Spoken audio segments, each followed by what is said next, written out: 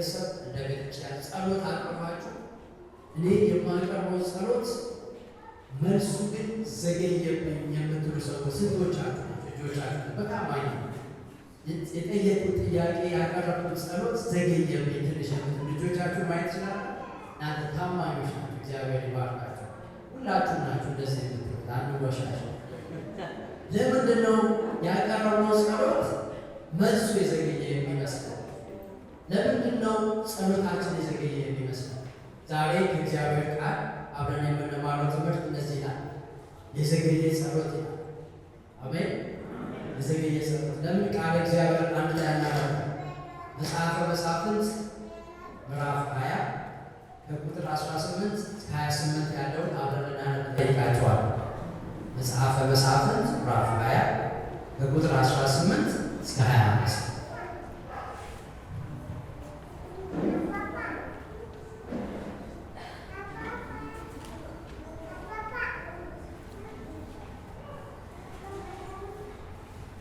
ያገኛችሁት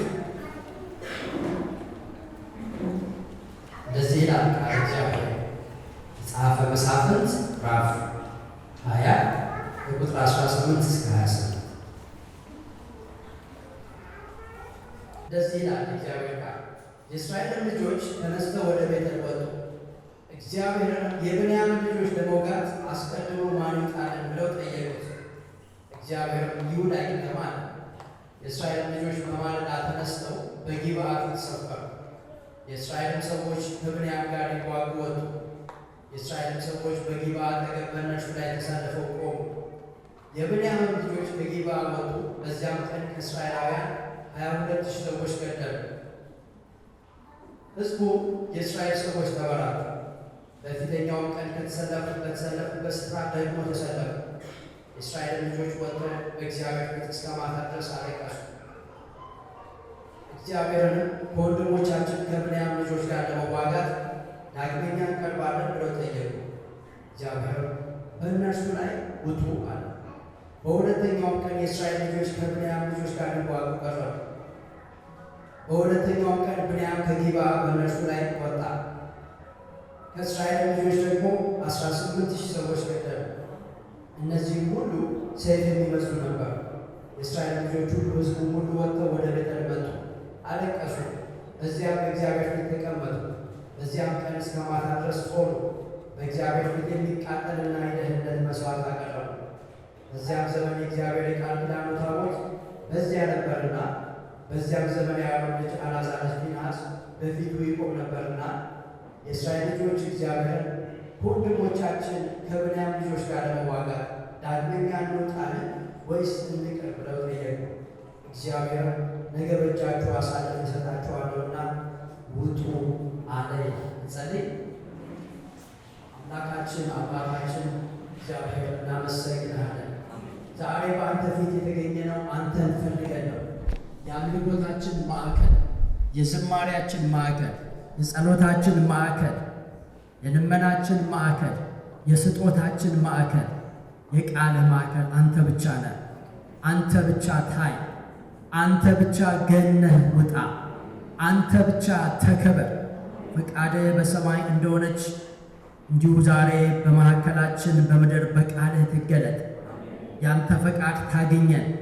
በጌታ በኢየሱስ ስም ዓይኖቻችንን ለእውነትህ አንተ ግለጥ። ስለ ሰማህን እናመሰግንሃለን። ለተናጋሪውም ለሰሚው ጸጋን አንተ ስጥ። የሰሙት ቃል ከሰሚዎች ጋር በእምነት ስላልተዋሃደ አልጠቀማቸው ነበር ይላል ቃል። የሰሙት ቃል ከወገኖቼ ጋር በእምነት እንዲዋሃድ እኔ ጸልያለሁ። ስለ ሰማህን ተመስገን። በጌታ በኢየሱስ ስም አሜን። ይህ አሁን ያነበብነው ታሪክ የተፈጸመው በተለምዶ የመሳፍንት ዘመን የምንለው ዘመን ነው። የመሳፍንት ዘመን የምንለው እግዚአብሔር ሕዝቡን እስራኤልን ከግብፅ ባርነት በጸናች እጅ በተዘረጋች ክንድ አውጥቶ ወደ ተስፋይቱ ምድር አስገባቸው። ከዛም በኋላ ከምድረ በዳ ከወጡት ትውልድ ማንም የቀረ አልነበረም። አሁን ሁለተኛው ትውልድ ያችን ምድር ወርሶ በእስራኤል ምድር ተቀመጠ። በዚያ ወቅት በነበሩበት ሁኔታ ውስጥ ከመካከላቸው ያልተወገዱ አሕዛቦች ነበሩ። ወይም ደግሞ ከነዓናውያን ነበሩ። እነዚህ ሰዎች ምድሪቱን ወርሰው ተቀምጠዋል። ይህ ታሪክ የተፈጸመው በዛ ወቅት ነው። ያ ወቅት አንድ ተደጋጋሚ ባህሪ ነበረ። የእግዚአብሔር ሕዝብ ከአምልኮተ እግዚአብሔር ፈቀቅ ይላል፣ ወደ ጣዖት አምልኮ ይገባል። የዚያን ጊዜ እግዚአብሔር ተመለሱ ብሎ ነቢያትን ይልክላቸዋል። እነሱ ሳይሰሙ ሲቀሩ ምን ያደርጋል? እግዚአብሔር ጠላቶችን በእነሱ ላይ ይልካል። እነዚያ ጠላቶች ይገዟቸዋል። ከዛም በኋላ እግዚአብሔር አንድ ደግሞ አለቃ ገዢ ያስነሳና ከነሱ መካከል ነፃ ያወጣቸዋል፣ ወደ እግዚአብሔር ሲጮሁ ማለት ነው። በዚህ አይነት አዙሪት ውስጥ የነበሩ ህዝቦች ናቸው። በዚህ ሁኔታ ውስጥ በተለይ በአንዲት ከተማ በኤፍሬም በተባለው ወይ ደግሞ ለኤፍሬም ነገድ በተሰጠ ከተማ ውስጥ ይኖር የነበረ ሌዋዊ ሰው ቁባት ነበረችው፣ አገባት። እሷ ግን በእሱ ላይ አመነዘረች ይላል እግዚአብሔር ቃል። ከሌላ ሰው ጋር ተኛች ማለት ነው። ከዚያም በኋላ ከእሱ ሸሽታ ሄዳ አባቷ ቤት ተደበቀች። ለ4 ወራት ቆየች። ከዚያም በኋላ ይህ ሰው ሚስቱን ናፈቀ። ስለዚህ ወደ አባቷ ቤት ሊያመጣት ሄደ።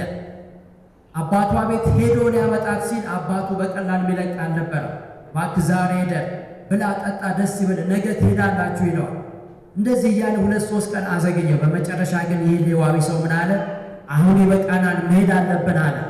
ስለዚህ ሚስቱን ይዞ እንደዚሁ ደግሞ ከእሱ ጋር የእሱ ሰራተኛ ረዳት ወይ ደግሞ አሽከር የነበረ በጊዜው በነበረ ቋንቋ ማለት ነው፣ እዛ አይነት ሰው ነበር። እሷን በአህያ ጭኖ ጉዞ አደረጉ። ወደ ኢየሩሳሌም ከተማ ሲቃረቡ የእርሱ አሽከር ወይ ረዳት የነበረው ሰው እዚህ ከተማ ገብተን እንደርስ ሲለው እነዚህ ሰዎች የእግዚአብሔር ሕዝብ ስላልሆኑ ወደዚህ አንገባም፣ የእግዚአብሔር ሕዝብ ወደ ሆነች ከተማ ወደ ሌላ ቦታ እንለፋለን። ከዛም በኋላ የብንያም ነገድ ሆነች ጊባ ወደምትባል ከተማ ደረሱ። ወደዚህ ገብተን እንደራሉ። ነገር ግን የሚያሳድራቸው የሚያስጠጋቸው ማንም ሰው አልነበረም። በከተማይቱ አደባባይ ቁጭ ብለው በቃ እንግዲህ የምንሆነውን እዚሁ እንሆን ብያሉ ባለ ሰዓት አንድ ኤፍሬማዊ የሆነ ሰው በዛ በጊባ ግን በእንግድነት ይኖር የነበረ ሰው ወደዚህ አደባባይ ሲመጣ ያያቸዋል። በዚህ ምን ትሰራላችሁ ሲላቸው በዚህ ቦታ ለማደር ጥያቄ አቀረበን ያስተናግዱ እንደሆነ ብለው ግን ፈቃደኛ ሰዎች አጣን። ስለዚህ እኔና ከኔ ጋር ያሉ ሰዎች ምን በላው አለን፣ ለአህዮቻችንም ደግሞ የሚበሉት ገፈር አላቸው። ነገር ግን ምናድርበት አጣናል። ግዴላችሁ እኔ የሚያስፈልገው ነገር ሁሉ አለኝ፣ እዚህ ውጭ ግን አትደሩ፣ እኔ ቤት ዋለና በእንግድነት ተቀበላቸው። እዚያ ሰው ቤት ሄዱ። የሚያሳዝነው ግን እዛ ቤት ከገቡ በኋላ የከተማይቱ ሰዎች ተሰብስበው መጡ። በተለይ ደግሞ ክፉ ምናምን የሆኑ ሰዎች ተሰብስበው መጡና በአንተ ቤት እንግዳ ገብቷል አሉት ያን ሽማግሌ ኤፍሬማዊ። እነዚያን የገቡትን እንግዶች አውጣለን እንደርስባቸው ዘንድ አሉ። ይህ ሰው እንግድነት በእኔ ቤት ገብቷል፣ እንደዚህ ያለ ክፉ ነገር በእሱ ላይ አታድርጉ፣ ግን የእሱ ቁባት አለች፣ የኔም ደግሞ ልጅ አለች፣ እነሱን ላውጣላችሁ፣ እናንተ የምትፈልጉትን አድርጉባቸዋል። ሰዎቹ ግን ሊሰሙት አልወደዱ። አንተ እንግድነት እኛ ሀገር መጥተህ እንደገና እኛ ልታስተምረን ወይ ደግሞ ምን ማድረግ እንዳለብን ልትነግረን ትፈልጋለህ ወይ አሉት። የዚህን ጊዜ ያ ሌዋዊ የእሱን ቁባት አውጥቶ ሰጣቸው። ይህ ሰው ያችን ቁባት አሳልፎ ሰጣቸው። እነዚያ ሰዎች እነዚያ ክፉ ሰዎች ያችን ሴት ወስደው ሌሊቱን ሙሉ በዚያ ሴት ላይ ግፍ ፈጸሙባት። ያቺ ሴት ደግሞ ሊነጋጋ ሲል መታ በዛ በር ላይ ወደቀች። ሲነጋ ባልየው ተነሳ። አሁን እንሄድ ብሎ ጉዞ ለማድረግ በሩን ሲከፍት ሚስቱ ቁባቱ በዛ በር ላይ ወድቃለች።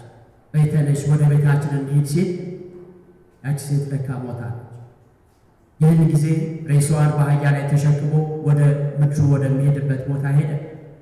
ከዚያም በኋላ ከአጥንቷ መለያ ላይ 12 ቦታ ሰውነቷን ቆራርጦ በ12ቱ ነገዶች መካከል ላከ። እንግዲህ እንደዚህ ያለ ግፍ በእስራኤል ተፈጽሟል፣ ምን እንደምታደርጉ ይሁና ተመልከቱ አላቸው።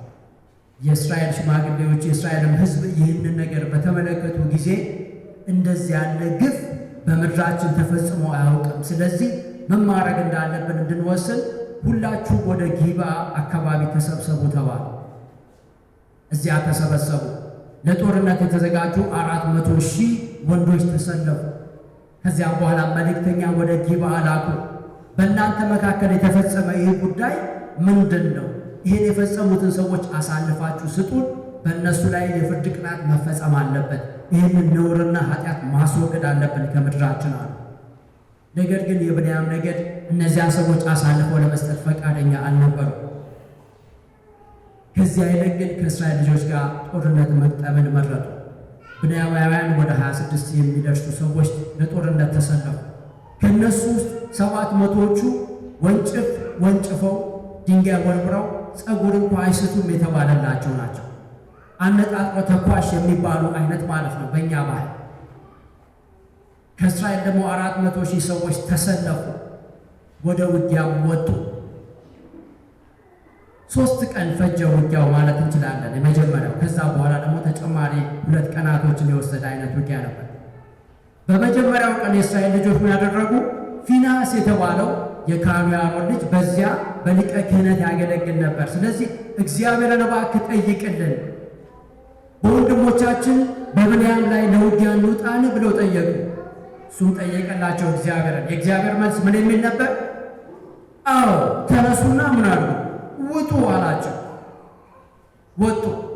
በመጀመሪያው ቀን ምን ሆነ? በመጀመሪያው ቀን ውጊያ ስንት ሰው ሞተ? ብዙ ሰው ሞተ በመጀመሪያው ቀን ውጊያ። እንደዚሁ ደግሞ ሁለተኛ ቀን ጥያቄ አቀረቡ፣ እንውጣን አሉ። ለሁለተኛ ጊዜ እግዚአብሔርም ውጡ አላቸው። በእግዚአብሔር ፊት አልቅሰው ጠይቀው ነው የወጡት። ውጡ አላቸው። አሁንም ወጡ፣ ተሸነፉ። በመጀመሪያው ቀን 22,000፣ በሁለተኛው ቀን 18,000 ሰዎች ከእስራኤል ከ400,000 ሰዎች ሞቱ። በሦስተኛው ቀን ምን አደረጉ? አሁንም በእግዚአብሔር ፊት ጸለዩ፣ አለቀሱ። እግዚአብሔር ሆይ እንዲህ ያለ ነገር ለምን ደረሰብናል? ያን ብቻ አላደረጉ። በዛ ቀን ሙሉ ምን አደረጉ? ጾሙ በእግዚአብሔር ፊት። ጾሙ ሲያበቃ ደግሞ የሚቃጠልና የደህንነት የሰላም መስዋዕት የሚባለውን አቀረቡ፣ አሳረጉ በእግዚአብሔር ፊት። እግዚአብሔርን ጠየቁ። እግዚአብሔር ሆይ በወንድሞቻችን በብንያማውያን ላይ እንውጣን? አሳልፈህ ትሰጠናለህ ነው። እግዚአብሔር ምን አላቸው? አዎ ውጡ፣ አሳልፌ እሰጣችኋለሁ አላቸው። በሦስተኛው ቀን ወጡ። ከዛ ታሪኩ ተቀየረ። ለምንድን ነው እነዚህ ሰዎች የእግዚአብሔርን ፊት ፈልገው በእግዚአብሔር ፊት አልቅሰው ምን ማለት ነው? በሌላ አነጋገር ከወንድሞቻቸው ጋር የሚዋጉት ውጊያ ነው። የደረሰባቸው ደግሞ በእነሱ ላይ የደረሰ ጥቃት አለ። በመጀመሪያ 22,000፣ በሁለተኛው 18 ሰዎች ሞተዋል። ስለዚህ በጣም የሚያስጋ አይነት ውጊያና ጦርነት ነው። ሊዋጉት የሚፈልጉት አይነት አለ። ግን ጸልየዋል በእግዚአብሔር ፊት። ጸልየውም ሳለ ግን ለምንድን ነው እግዚአብሔርን ጠይቀው ሳለ እግዚአብሔር ውጡ ብሏቸው ሳለ ለምን ተሸነፉ? ወገኖቼ ዛሬ የመጣው ታሪክ ላስተምራችሁ አይደለም። አሁን ካነበብነው ክፍል ከዚህ ታሪክ ውስጥ ጥቂት ነገሮችን 4-5 የሚሆኑ እንመለከትና ከኛ ሕይወት ጋር እንዴት ይዛመዳል ብለን አብረን እናያለን። ከዛ ደግሞ እንደ አንድ አካል እንደ አንድ ቤተሰብ በእግዚአብሔር ፊት ምን እናደርጋለን? እንጸልያለን። ጌታ የተመሰገነ ይሁን። አሜን። እንማርና የተማርነው ተግባራዊ እናደርገዋለን። እዚሁ ማለት ነው። የቤት ስራ አልሰጣችሁ ደስ አይልም? እንደዚህ አይነት አስተማሪ ጌታ ይባርክ። አሜን። ስለዚህ እነዚህ ሰዎች ጸልየው ሳለ አንድ አይደለም 2 የጠይቀው ሳለ ለምን ተመቱ? ምን ተፈጠረ መካከላቸው? እስቲ 5 ነገሮችን በዋናነት ፈጠን ብዬ ላሳያችሁ። የመጀመሪያው አዎንታዊ ምላሽ የሚለው አዎንታዊ ምላሽ። እግዚአብሔርን ጠይቀዋል፣ አልቅሰዋል በእግዚአብሔር ፊት። እግዚአብሔር ደግሞ ሰምቷቸዋል። እንዴት ሰማቸው ካላችሁ መልስ ሰጥቷላ በካህኑ አማካኝነት። አዎ ውጡ ብሏቸዋል። የመጀመሪያው ምን የሚለው አዎንታዊ ምላሽ። እግዚአብሔር ወገኖቼ ለጸሎታቸው የሰጠው ምላሽ ክፋትን ለማጥፋት ካለው ጽኑ ፈቃድና ቆራጥነት ጋር የተስማማ ነው፣ ወይ ደግሞ መሳ ለመሳ የገጠመ ነው። ምን ማለት እንደሆነ ልንገራችሁ፣ ቀለል ባለ አማርኛ፣ በአዲስ አበባ አማርኛ ማለት ነው። የተፈጸመው ግፍ እግዚአብሔር የሚፈልገው ነገር አልነበረም። እግዚአብሔር በተፈጸመው ግፍ፣ በዚያች ሴት ላይ የተፈጸመ ጥቃት፣ በዚያች ሴት ላይ በደረሰ ግፍ ደስተኛ አልነበረም እግዚአብሔር። ስለዚህ ይህንን ጥፋት ያጠፉ ሰዎች እንደ ጥፋታቸው እንዲከፈላቸው እግዚአብሔር ፈቃድ ነበር። ጥፋተኞቹን አሳልፌ አልሰጥም ባለው በብንያም ነገር ላይ ቅጣት እንዲፈጸም የእግዚአብሔር ፈቃድ ነበር። እግዚአብሔር ክፋትን ለማጥፋት ቆራጥ ነው። ምንም አያወላወልም። እዛ ላይ እግዚአብሔር ከኃጢአት ጋር ምን አያደርግም? አይተባበር፣ ከክፋት ጋር አይተባበርም። ስለዚህ ውጡ ማለቱ አዎንታዊ ምላሽ ነው። አዎ ውጡ ማለቱ እግዚአብሔር ማለት ነው አዎንታዊ ምላሽ ነው። ለምን? እግዚአብሔር ክፋትን ስለሚጠላ ማለት ነው። አንደኛው የምንመለከተው ጉዳይ ነው።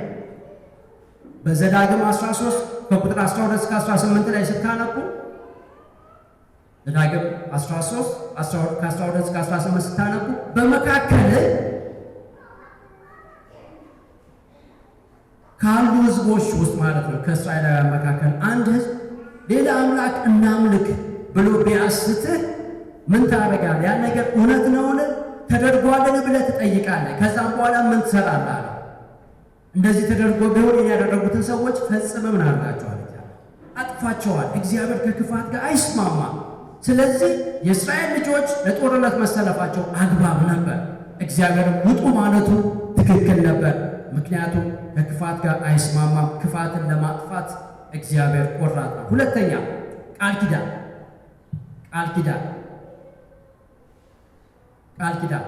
እግዚአብሔር በመጀመሪያዎቹ ሁለቱ ምላሾቹ ውጡ አለ እንጂ ድል ታደርጋላችሁ የሚል ነገር አልወጣም።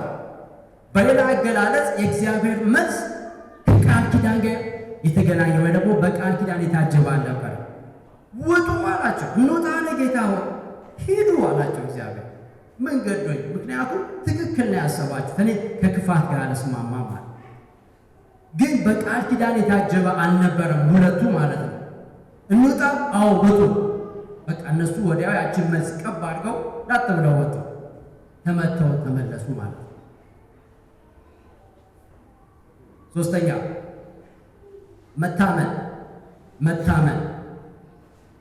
መታመን ወገኖቼ እስራኤላውያን ያላቸው ቁጥር ስንት ነበር? መሳፍንት 20 ቁጥር 2 ላይ ስታዩ 400,000 ሰራዊት ይዘው ነው የመጡት። ብንያማውያን ስንት ሰው አሰለፉ? 26,000 ብቻ 26,000 ብቻ።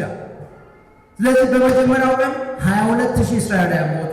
በሁለተኛው ቀን 18,000፣ በሶስተኛው ቀን 30 እስራኤላውያን ሞቱ። ለምን እንደዚህ ሆነ? ወገኖቼ እግዚአብሔር በሰልፍ አይታመንም። እግዚአብሔር ወገኖቼ እስራኤላውያን በቁጥራቸው እንዲታመኑ አይፈልግም።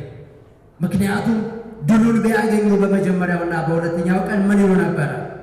የገዛ አቅማችን ሰራዊታችን፣ ጀግናው የመከላከያ ሰራዊታችን ምን አደረገ ይሉ ነበር? ድባቅ መታው። ይህንን የብንያም ወንበዴ ይሉ ነበር። ስለዚህ እግዚአብሔር ምን አደረገ? ውጡ አላቸው። ግን አሁን ቁጥራቸው ስንት ነበር? 400,000። እግዚአብሔር ወገኖቼ በፈረስና በሰረገላ የሚታመኑትን አይወድም ፈጽሞ። እግዚአብሔር ምንድን ነው የፈለገው? የእስራኤል ልጆች በእሱ እንዲታመኑ እንዲደገፉ ብቻ ነበር የፈለገው። እንደዚህ አይነት ታሪክ ታስታውሳላችሁ? መጽሐፍ ቅዱስ ውስጥ በዚሁ በመሳፍንት ታሪክ ውስጥ ታስታውሳላችሁ? ጌዴዎንን ታስታውሳላችሁ? ምን አለው? በመጀመሪያ ስንት ሰው ተሰለፈ? ሚሊሻ ተብሎ ሲመለመል ስንት ሚሊሻ ወጣ? 300,000 ሚሊሻ። በስመ አብ አለ እግዚአብሔር። ምንድን ነው ይሄ ሁሉ? ቀንስ ቁጥሩን አለው። ከዛ ወደ ስንት ወረደ? ከሚሊሻው ተመልምሎ ወደ 32,000 ስፓርታ ተመረጠ ማለት ነው። ልዩ ኃይል። ከልዩ ኃይሉ ደግሞ ስንት ተወረደው? እግዚአብሔር በጣም በዝቷል አለና ወደ 300 ወረደው ማለት ነው። ሌሎቹ በጡረታ ተሰናበቱ። በ300 እግዚአብሔር ምድያማንም አደረገ፣ ድል አደረገ። እግዚአብሔር በሰረገላና በፈረስ አይታመንም። እኛም እንድንታመን አይፈልግ። ስለዚህ የእስራኤል ልጆች በእሱ እንዲታመኑ ስለፈለገ ሲወጡ ተመቱ። አራተኛ መገዛት በሉት። መገዛት ወይ ደግሞ መንበርከክም ልትሉ ትችላላችሁ።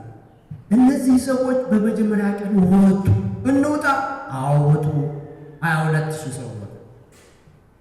ተመልሰው መጡ፣ አለቀሱ በእግዚአብሔር ፊት ይላል። ከልባቸው ግን አልነበር። ታውቃላችሁ፣ ከልባቸው አልነበረም ወገኖች።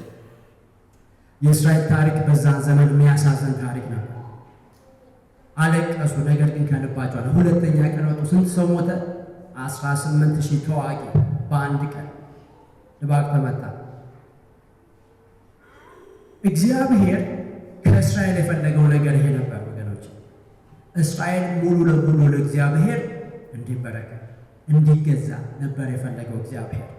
ለምን ካላችሁ መጽሐፈ መሳፍንት ስታነቡ 3 ጊዜ ደጋግሞ የተጻፈ ሐረግ አለ። ምን እንደሚል ታውቃላችሁ?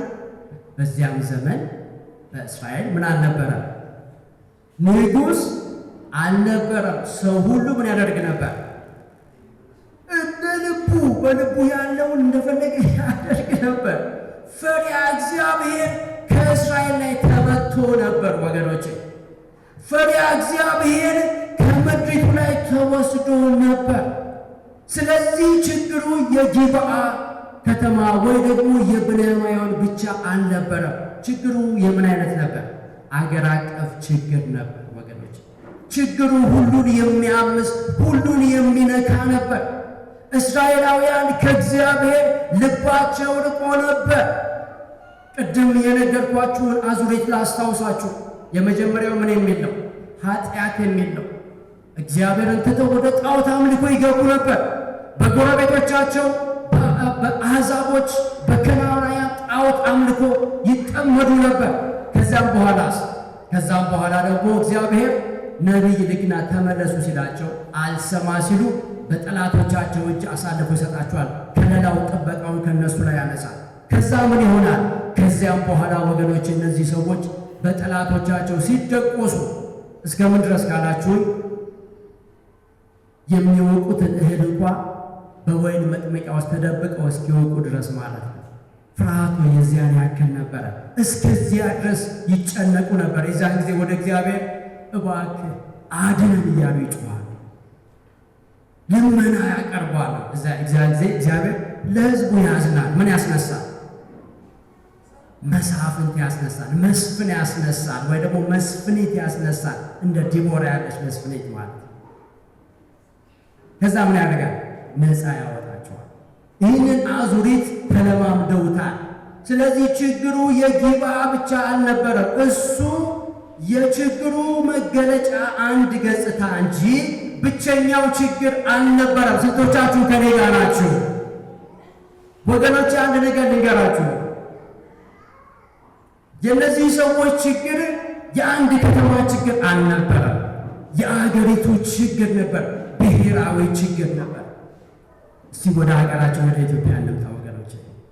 እዚች ጋር አንድ ነገር ይሆናል፣ እዛች ከተማ አንድ ችግር ይፈጠራል። አሸመኔ አንድ ነገር ይሆናል አይደል? ሆኗል አልሆነም? ሌላ ከተማ ሌላ ነገር ሆኗል አልሆነም? ስም አልጠቅስም፣ ሌሎች ከተሞችም አሉ ወገኖቼ። እኛ የገጠመን ችግር ምን አይነት ችግር ነው? የሻሸመኔ ችግር ነው እንዴ?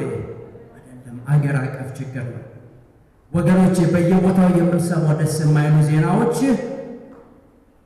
ደስ የማይሉ ክፋቶች፣ የሚያሳዝኑ የሚያሳስቡ ክፋቶች ከምን የመነጩ ናቸው? ችግራችን የአንድ ከተማ ችግር አይደለም። ችግራችን አገር አቀፋዊ ችግር ነው ወገኖቼ። ችግራችን ከእግዚአብሔር የመሸሽ ከእግዚአብሔር የመራቅ ችግር ነው። እነዚህ ሰዎች እግዚአብሔር ምን አደረገ? ከአምልኮተ እግዚአብሔር ርቀው ስለነበረ እግዚአብሔር ምን አደረገ? እነዚህ ሰዎች እንዲገዙ እንዲበረከቱ ይፈልግ ነበረ። ስለዚህም ደግሞ መስዋዕት አቀረቡ፣ ንስሐ ገቡ፣ ጾም አወጁ፣ ከእግዚአብሔር ጋር እርቅ ይፈልጉ ነበር። እነዚህ ሰዎች ለኢትዮጵያ የእግዚአብሔር ጥሪ ተመሳሳይ ነው ወገኖቼ። ወደ እኔ ተመለሱ እኔም ወደ እናንተ እመለሳለሁ የሚል ነው የእግዚአብሔር ጥሪ። ምድሪቱ ስትመለስ ሰው በገንዘብ መመካት ትቶ፣ በዘር መመካት፣ በወገን መመካት ትቶ፣ በብሔር መመካት ትቶ ሰው በእግዚአብሔር መመካት ሲጀምር የኢትዮጵያ ችግር ይፈታል። አምስተኛ እውነተኛ አምልኮ በሉት። እውነተኛ አምልኮ እነዚህ ሰዎች ከእግዚአብሔር ርቀው ጣዖት አምልኮ ውስጥ ገብተዋል። እግዚአብሔር ቢፈልገው ምን አይነት አምልኮ ነው? ንጹሕ እውነተኛ የሆነ አምልኮ ነው። የእነዚህ ሰዎች አምልኮ ግን ንጹሕ አልነበረም። ስለዚህ እግዚአብሔር ምን ይፈልግ ነበር? እንደገና እንደ ቃሉ በሙሴ እንደሰጠው ትእዛዝ በንስሐ ወደ እሱ እንዲመለሱ ይፈልግ ነበር። እግዚአብሔር ችላ የተባለ የአምልኮ ስርዓት ነበረ በእስራኤል። ያ ስርዓት ምን አይነት ነው ወገኖቼ? መስዋዕት የሚቀርብበት፣ የሚቃጠል መስዋዕት የሚቀርብበት፣ የደህንነት መስዋዕት እንደየ አስፈላጊነቱ የሚቀርብበት መስዋዕት ነው። እነዚህ ሰዎች ከዚህ አይነት አምልኮ ርቀው ነበረ። እስራኤል ከዚህ አይነት አምልኮ ርቀው ነበር። እግዚአብሔርን በመስዋዕት ከማምለክ ሸሽተው ነበረ። መቼ ነው እስቲ መስዋዕት የቀረበው? በመሠዊያው ላይ ቆየት ብሏል ይህንን ታሪክ ስታለው። ስለዚህ እግዚአብሔር ምን ይፈልግ ነበር? ወደ እውነተኛ አምልኮ እንዲመለሱ ይፈልግ ነበር። በእስራኤልም ንጉሥ አልነበረም በዚያ ዘመን። ሰው ሁሉ በልቡ እንዳለ ያደርግ ነበር ይላል እግዚአብሔር ቃል። ይህ ቃል በተደጋጋሚ ተጽፏል። የሚገርማችሁ በመሳፍንት 17 ቁጥር 6 ላይ፣ በመሳፍንት 21 ቁጥር 25 ላይ፣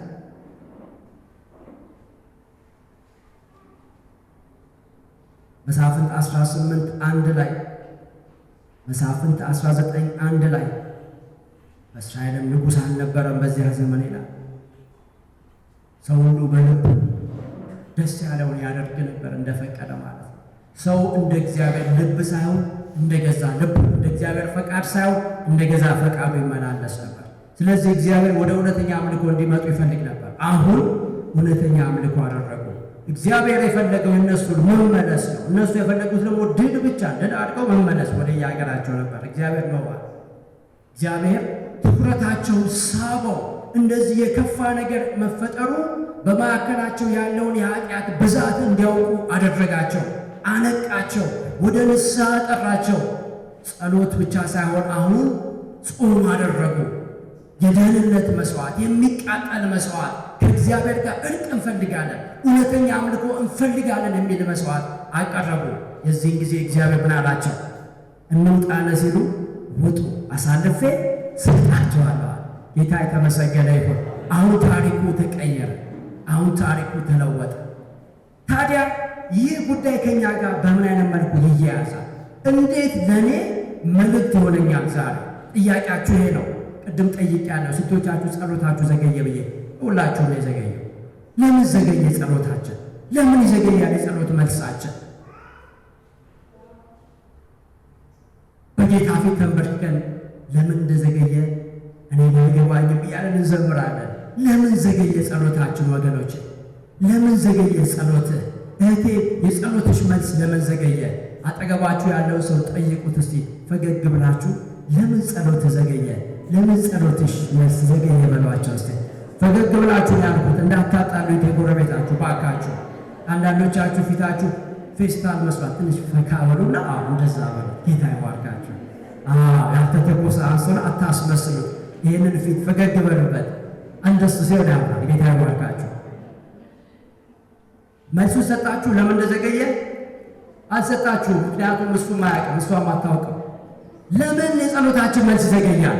አራት ነገሮችን ነግሬያችሁ ጨርሳለሁ። ከዛ እንጸልያለን። አሜን። እንደ ተማርነው እንደ ቃሉ እንጸልያለን። እግዚአብሔርን ፈትኑኝ ያለውን ጌታ በጸሎት እንፈትነዋለን። እግዚአብሔር አምላክ የተመሰገነ ይሁን። አንደኛ በእግዚአብሔር ፊት ያቀረበው ጸሎት ለምን ይዘገያል? አንደኛ ጊዜ ብየዋለሁ። ባጭሩ ጊዜ፣ የእግዚአብሔር ጊዜ አለ፣ የእኛ ጊዜ አለ። እግዚአብሔርን እንምለዋለን፣ እንጠይቀዋለን። ነገር ግን የጊዜ አቆጣጠራችን ይለያያል። እኔና ወንድም ያረፍንበት ሆቴል የእንግዳ መቀበያው ክፍል ላይ 2 ሰዓቶች አንዱ በስተግራ አንዱ በስተቀኝ ተሰቅለዋል። አንደኛው በስተግራ የተሰቀለው ይላል የሀገር ውስጥ ሰዓት ይላል፣ ወይ ደግሞ የሀገር ውስጥ የሰዓት አቆጣጠር ይላል። በስተቀኝ በኩል ደግሞ ያለው ይላል ዓለም አቀፋዊ የሰዓት አቆጣጠር ይላል። ስለዚህ ሁለቱ የሚቆጥሩበት ቀመር ይለያያል። ወገኖቼ እኛ የምንቆጥረው በሀገርኛው ነው፣ እኛ በለመድነው ነው። እግዚአብሔር ደግሞ የሚቆጥረው በየትኛው ነው? በእግዚአብሔርኛው ነው የሚቆጥረው። እሱ ነው አንዳንድ ጊዜ የሚፈትነን። እኛ በቃ ወገኖቼ አሁን ካልሆነ እንላለን። በቃ አሁን እዚሁ ተሰርቶ አሁን እዚሁ ካልመጣ እንላለን። አዲስ አበባ መንገድ ላይ የአይጥ መርዝ የሚሸጡ ሰዎች ነበሩና ምን ይላሉ ሲያስተዋውቁ መሰላችሁ? እዚያው በላች እዚያው ቀረች፣ እዚያው በላች እዚያው ቀረች ይላሉ። እኛ የምንፈልገው እንደዛ ነው። ፍጥን ያለ መልስ። አይጧ እዛው መጣ እዛው እንድትሞት ማለት ነው። በቃ አሁን ጸልዬ ከዛ ልክ ስወጣ ቅልብ ማድረግ ነው የምፈልገው።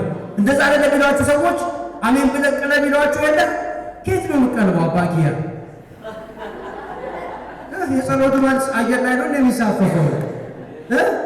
አንተ ጸሎት አጥማጅ መልስ አጥማጅ እንዲህ እያልክ እጅህን የምታንከላውሰው የሰው ዓይን ብታወጣስ ትጠየቃለህ እኮ።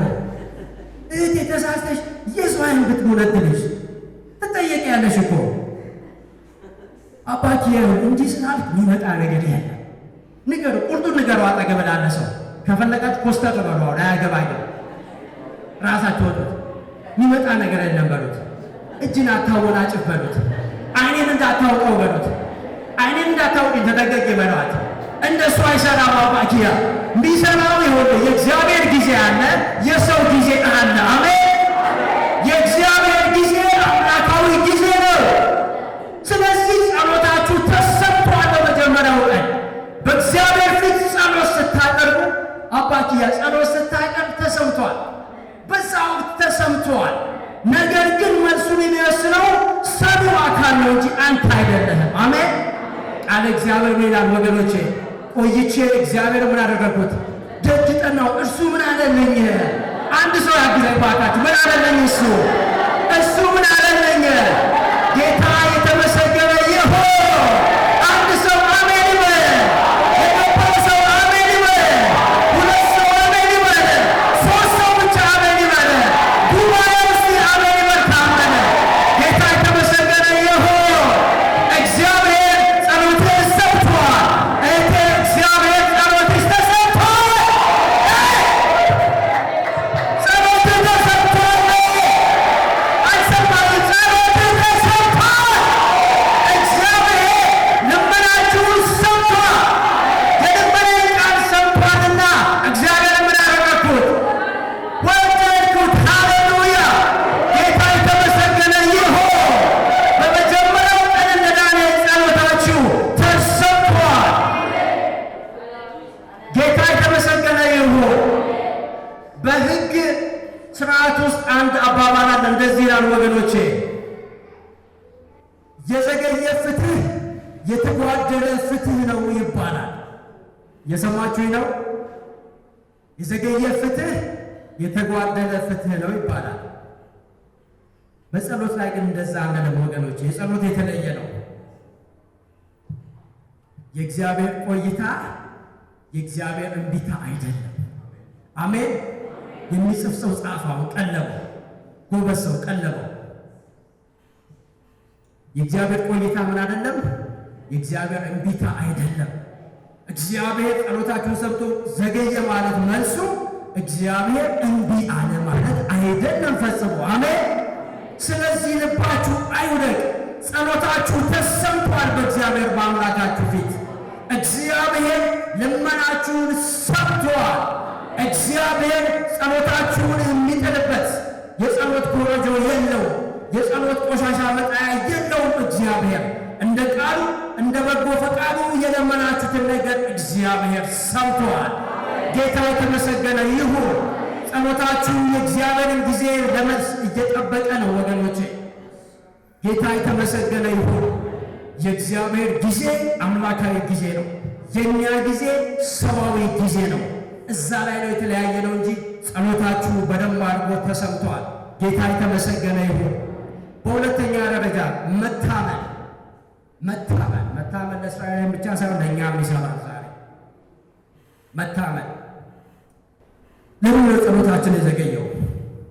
እግዚአብሔር ጸሎታችንን ሰምቷል ካልን ተሰምቷል ጸሎቴ ካልን ለምን ዘገየ ታዲያ? ወገኖቼ እግዚአብሔር ጸሎታችንን መስማት ብቻ ሳይሆን የእኛን ባህሪ መቅረጽ ይፈልጋል። እግዚአብሔር ከእሱ ጋር ያለ ግንኙነት ወገኖቼ እንደሱ ፈቃድ እንዲሆን ይፈልጋል። ስለዚህ በራሳችሁ ጉልበት እንድታመኑ አይፈልግም እግዚአብሔር። በሱ እንድትታመኑ ይፈልጋል። ኃይሌ ጉልበቴም አመጣችልኝ እንድትሉ አይፈልግም እግዚአብሔር። የእስራኤል ልጆች ወደ ተስፋይቱ ምድር ሳይገቡ እግዚአብሔር በሙሴ አማካኝነት ምን ብሏቸው ነበር? ወደዚያች ተስፋይቱ ምድር ገብተህ ያልሰራበትን ያልለፋበትን ስትበላ ስትጠጣ የዚያን ጊዜ ኃይሌ ጉልበቴም ይህን አመጣልኝ እንዳትል ብለው አስጠንቅቋቸዋል። ወገኖች እግዚአብሔር በሱ እንድታመኑ ይፈልጋል። አምላካችሁ እግዚአብሔር በሱ ላይ ብቻ እንድትደግፉ፣ በሱ ላይ ብቻ እንድትጣሉ። ከልጅነቴ ጀምሮ ከእናቴ ማጠን ጀምሮ በአንተ ላይ ምን ሆንኩ አለ ዳዊት፣ ተጣልኩ ያለ። እንደዛ እንድትሆኑ ይፈልጋል እግዚአብሔር።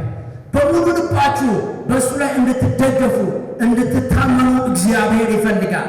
በራሳችሁ ኃይል፣ ጥንካሬ፣ እውቀትና ጉልበት እንዲሁም ልምምድ እንድትታመኑ አይፈልግም። ችግሩ እዛ ጋር ያለ መታመን እግዚአብሔር ከእሱ ጋር ያላችሁን ግንኙነት እንጂ የጸሎት መልስ ብቻ የሚቸረችር ወገኖቼ የገና አባት አለ። አጠገባችሁ ያለው ሰው በትህትና እንደዚህ በሉልኝ ባካችሁ፣ እግዚአብሔር ሰማያዊ አባት እንጂ የገና አባት አይደለም። አልሰማችሁኝም? እግዚአብሔር ሰማያዊ አባት እንጂ የገና አባት አይደለም። ጌታ ይመስገን። ስለዚህ በእሱ እንድትታመኑ ይፈልጋል ማለት ነው።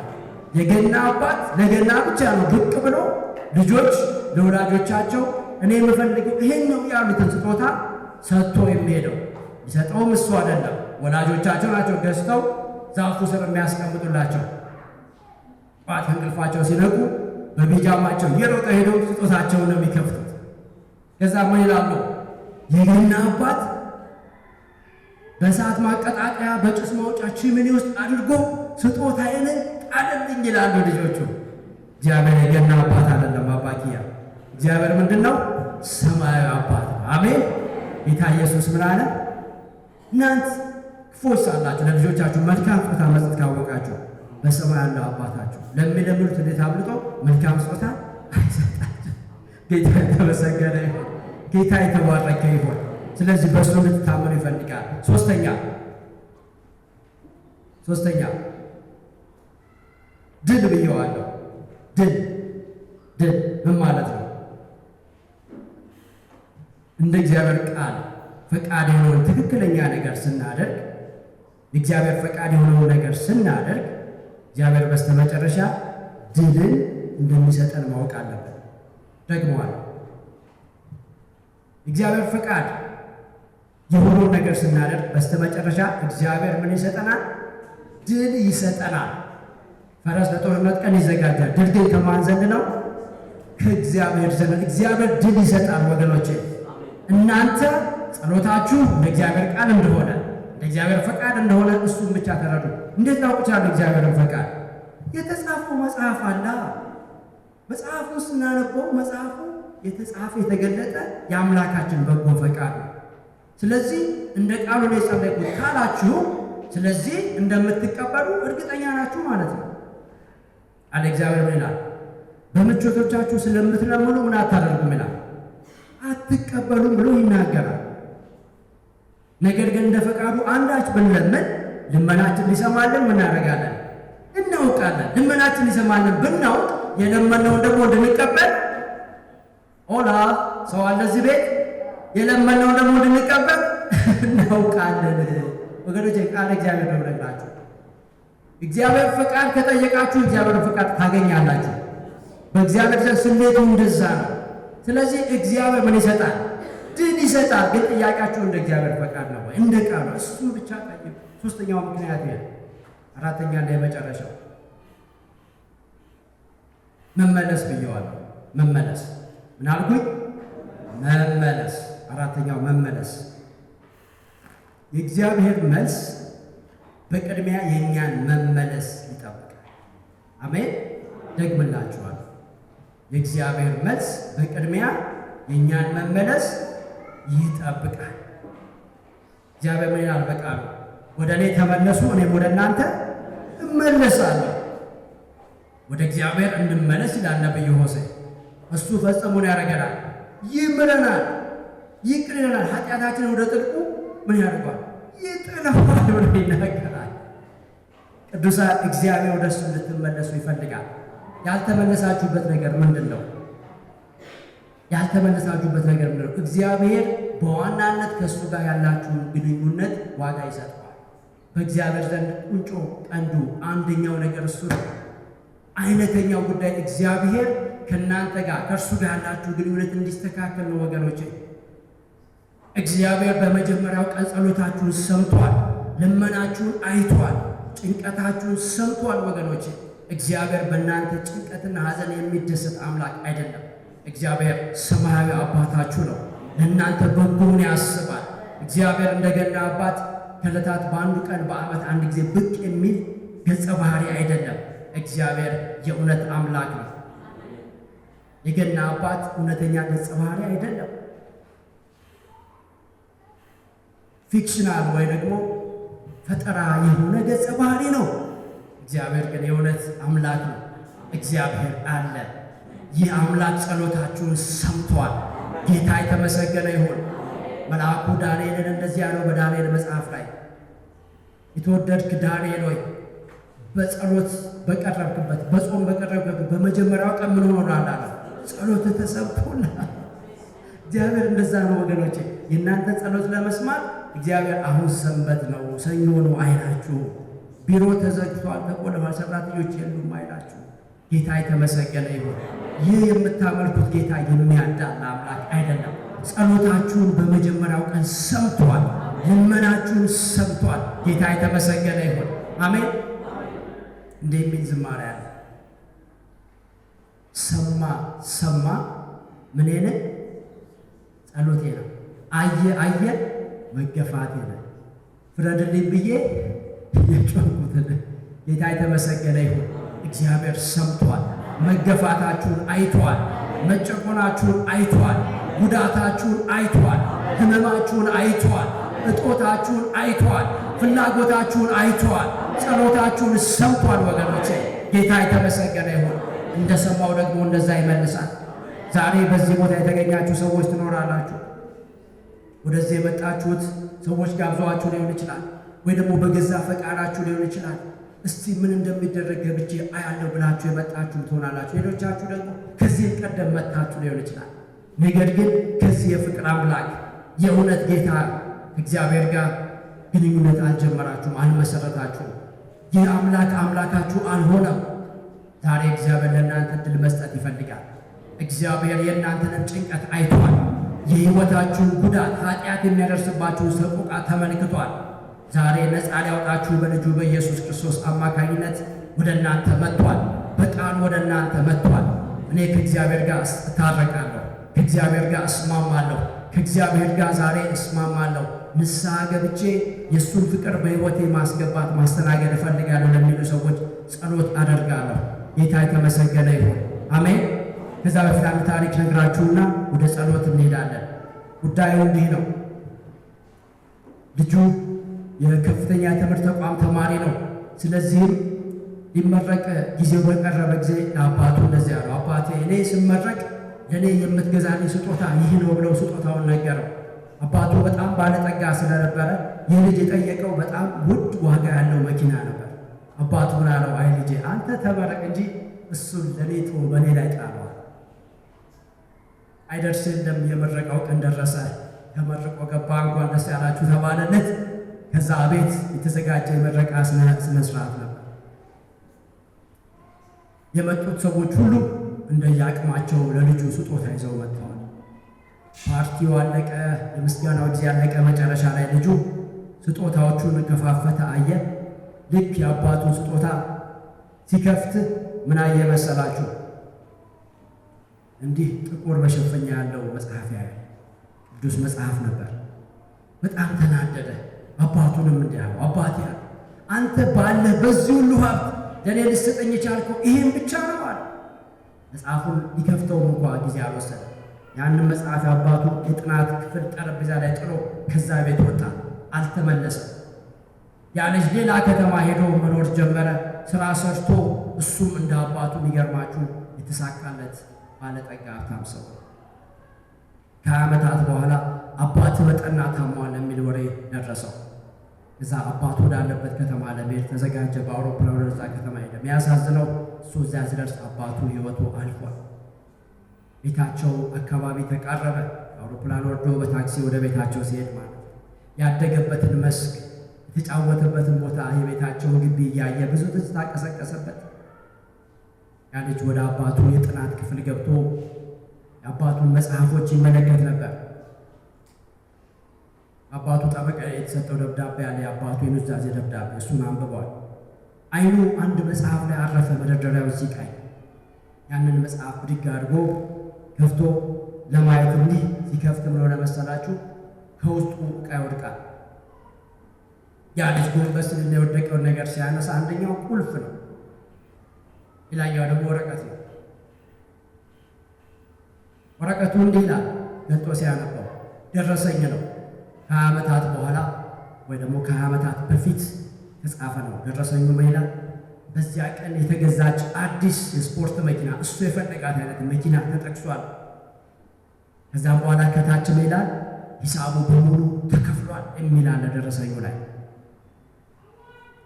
እሱ ብቻ አይደለም፣ የያዘው ቁልፍ ሲያይ በቁልፉ ማንጠልጠያ መያዣ ላይ የእሱ ስም የመጀመሪያው ፊደል ተቀርጾ አየ። ወገኖቼ ይሄ ልጅ ቸኩሎ ወጣ እንጂ ከ20 ዓመት በፊት ለካ እሱ የጠየቀው ነገር ሁሉ የት ነበር? መጽሐፍ ውስጥ ነበረ። ተሸውዶ ነው ለካ ሁሉ ነገር እዛ ውስጥ ነበር። መጽሐፉን ዝም ብሎ ገልበጥ ሲያደርግ በተለይ በአንድ የመጽሐፍ ቅዱስ ክፍል ላይ አይኖቹ አረፉ። ያንን አነብላችሁና እንጸልያለን። ያ ክፍል የማቴዎስ ወንጌል ምዕራፍ 7 ላይ ነው። በተለይ ደግሞ ቁጥር 11 እንደዚህ ይላል።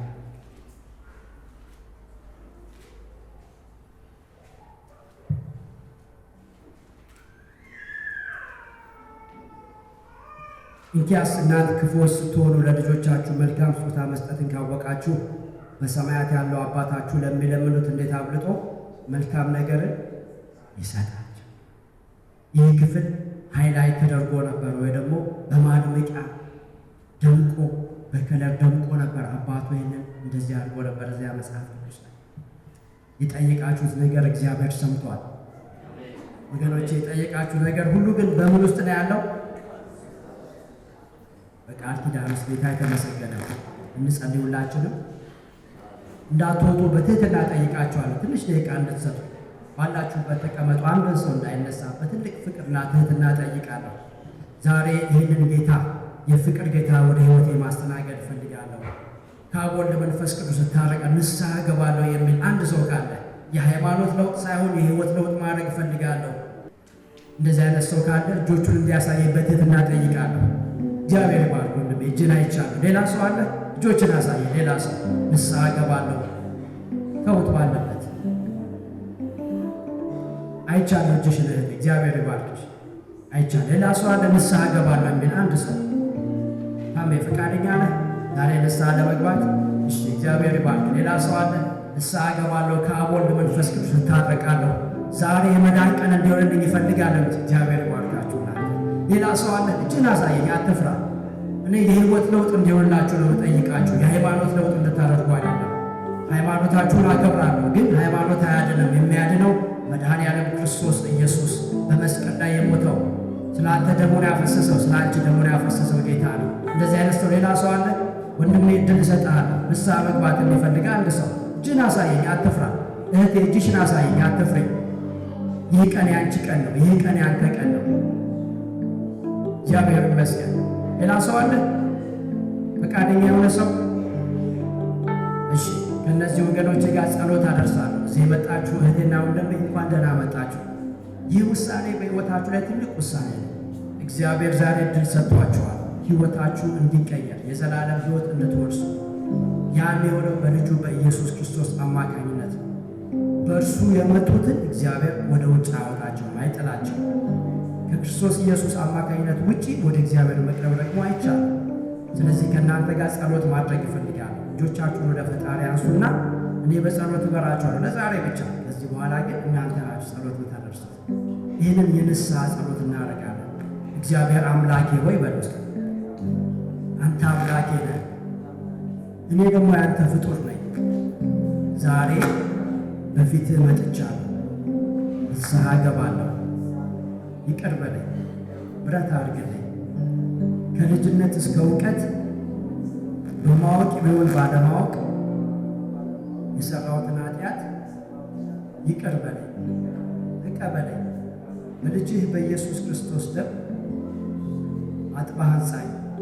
ሕይወቴን ለአንተ እሰጣለሁ። ስለሰማኸኝ አመሰግንሃለሁ። በቤትህ ትከለኝ፣ ለዘላለም አኑረኝ፣ አለምልመኝ። በአብ በወልድ በመንፈስ ቅዱስ አንድ አምላክ ስም አሜን። እግዚአብሔር አምላክ የተባረከ ይሁን። እነዚህ ወገኖች ጋር ቃል እግዚአብሔር እንደሚል በአንድ ኃጢአተኛ መዳን በእግዚአብሔር መንግሥት በመላእክት ዘንድ ምን ይሆናል? ታላቅ ደስታ ይሆናል። ከእነሱ ጋር ደስ ይበለዛል። ጌታ የተመሰገነ ይሁን። እግዚአብሔር አምላካችን ስም የተባረከ ይሁን። እነሱ ደግሞ እንጸልይላቸዋለን።